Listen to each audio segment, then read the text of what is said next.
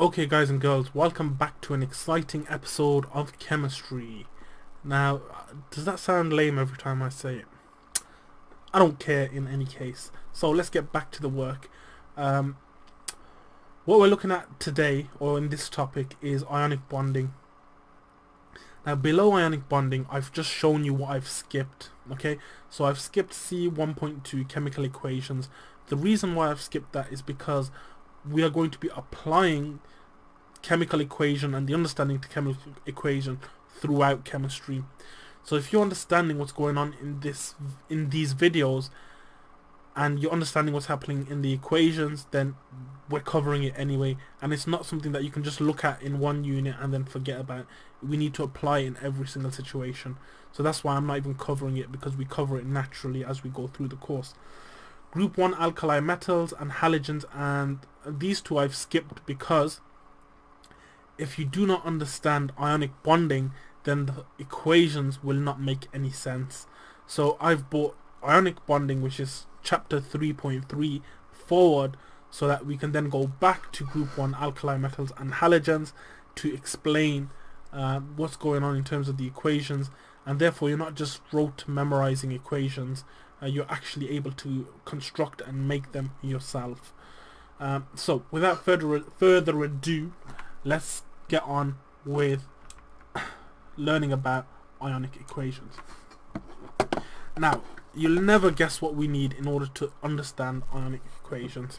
That's right, it is the periodic table. And furthermore, you'll never guess what we need to know where certain types of elements are. That's correct. We need to know where the metals and the non-metals are. Do you see how I'm kind of... Do you see how I'm trying to link everything together as opposed to teach it separately? So now we're developing the idea of metals and non-metals so that we're building a more deeper understanding instead of just jumping around here, there and everywhere as the book is making us do, which I'm not really fond of the book, to be honest, as you already know. So anyway, here is our stepped line, once again starting from aluminium to polonium. So think about it, guys. Which side is the non-metals? So the non-metals are on this side. Everything on this side of the stepped line are non-metals. And where are the metals? The metals are therefore everything on this side here. And what's the middle block called, guys? Come on, some revision. What's the middle block called? The middle block is called the transition metals. Well done if you got that. So why is this important? Right, the reason why this is important is because ionic bonding occurs. So ionic bonding is the bonding between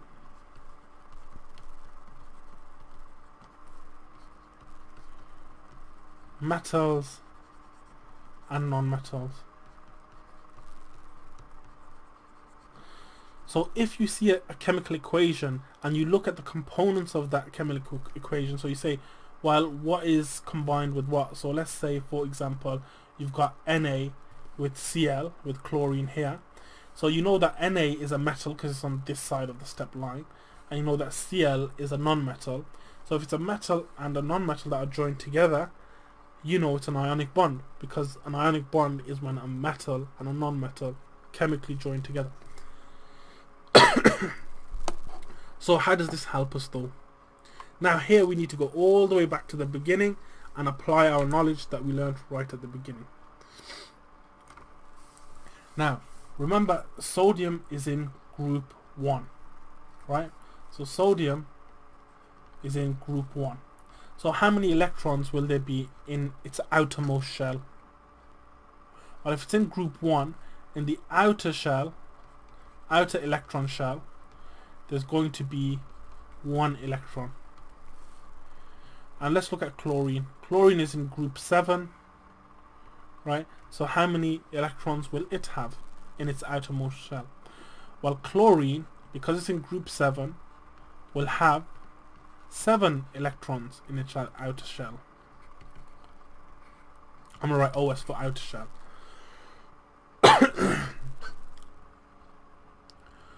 So how does this help? Now the next thing what you need to know, and I'm going to develop this idea slowly, is number one, as we said and as we've just demonstrated, that ionic bonding, I'm just write IB, ionic bonding is the joining together of metal and non-metal. But it's more than that, because actually the metal donates electrons,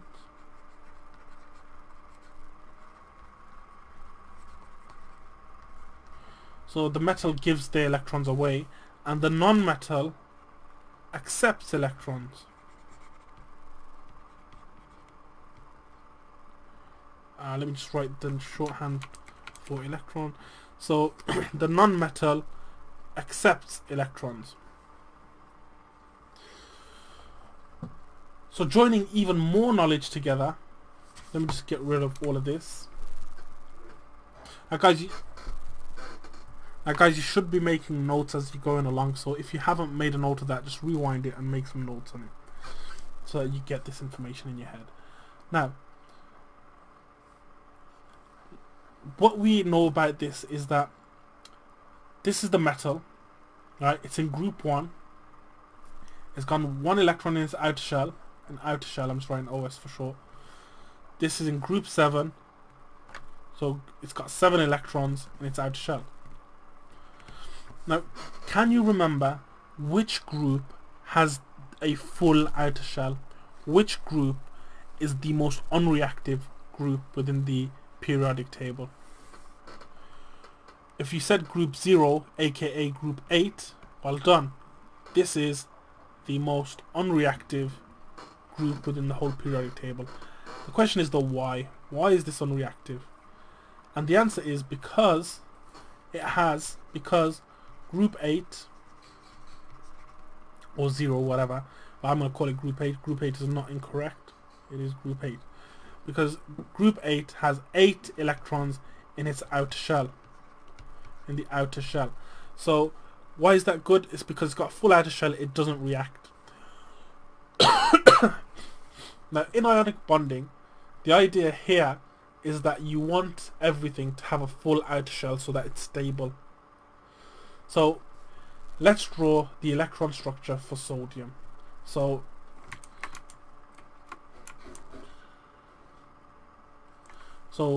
let's make a note here. Sodium is Na, it's in group 1 and period 1, 2, 3. So period 3. Now let's make a note of chlorine. Chlorine is in group 7, so Cl is in group 7 and it's in period 1, 2, 3. Period 3. Okay, so we're going to keep that information in our minds as much as we can. In fact, I'm going to write it down here because I'm going to end up erasing it. In fact, no, I'm not. I'm just going to tracing.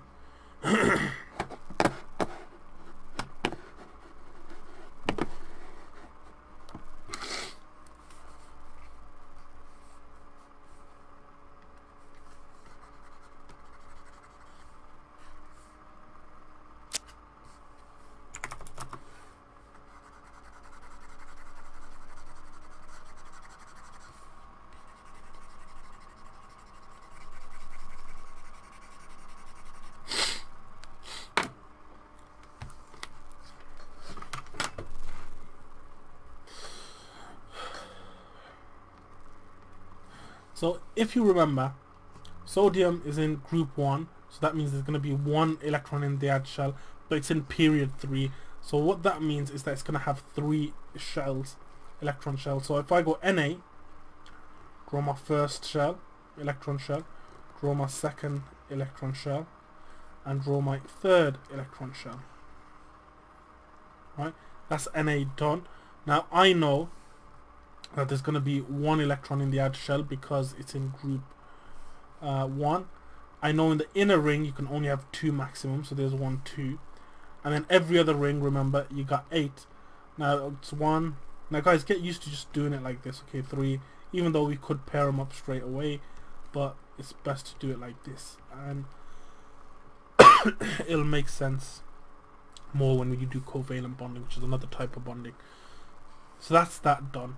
The electronic configuration for this is 2 in the first ring, 8 in the second ring, and 1 in the last ring. Now here we've got chlorine, so I'm going to write chlorine here, and it's in period 3, so it's going to have 3 rings. So 1, 2, and finally 3. Right. So I know it's in group 7, so it's going to have 7 in the outside shell. Now watch, 1, 2, 3, 4, 5, 6, 7, and 1 is alone. That's relevant. Then what we're going to have is you're going to have 2 on the inside, because that's the maximum you can have on the inside, and then finally you're going to have 8 in this one, because that's the max you can have. 2, 3, 4, 5, 6, 7, and 8. Now what's going to happen here, guys, is the aim of the ionic bonding is, number 1, it's going to be a metal, which is here, and a non-metal combining. Now remember, the metal donates the electron, so the metal is going to give the electron away, and the non-metal is going to accept it. So it's going to go there and it's going to accept it. So this is going to give us a product. Right, so just make a note of this, draw it down, and then I'm going to explain what the product is. Okay, so once the electrons have swapped over, once the sodium has given the chlorine its electron, what you'll notice is sodium has lost its outer electron shell.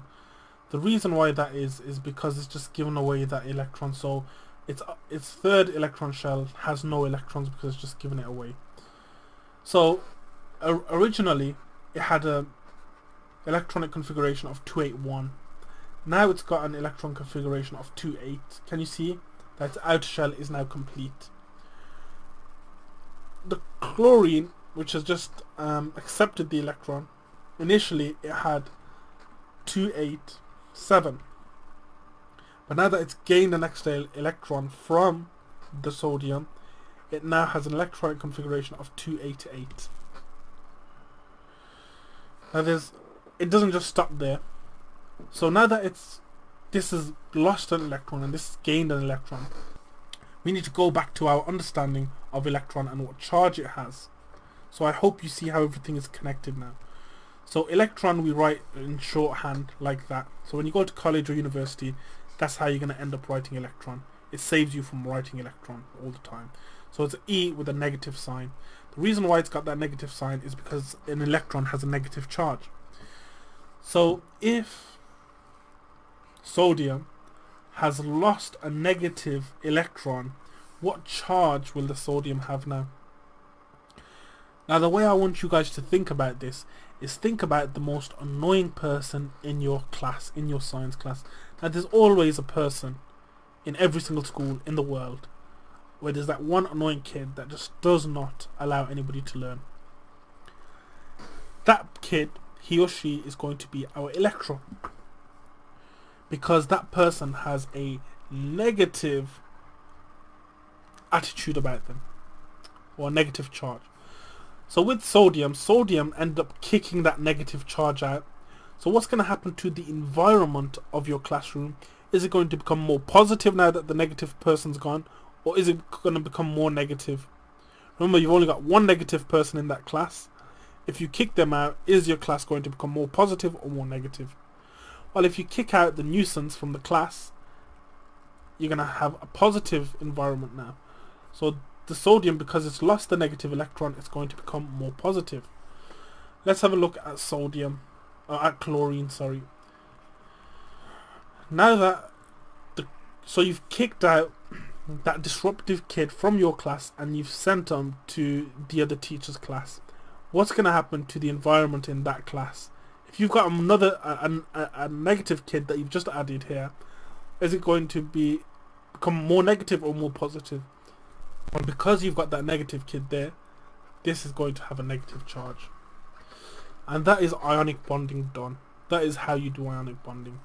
The only question is what do these signs mean? So obviously we've just explained that this is positively charged because it's just lost an electron, and this is negatively charged because it's just gained an electron. So what we can say about ionic bonding is that they have a strong force of attraction, a strong force of attraction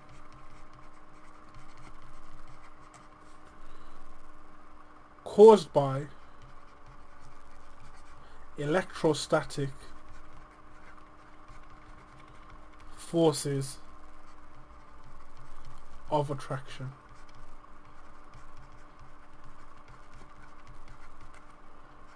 And that's just really a fancy way of saying that this positive and this negative are attracted to each other very, very strongly.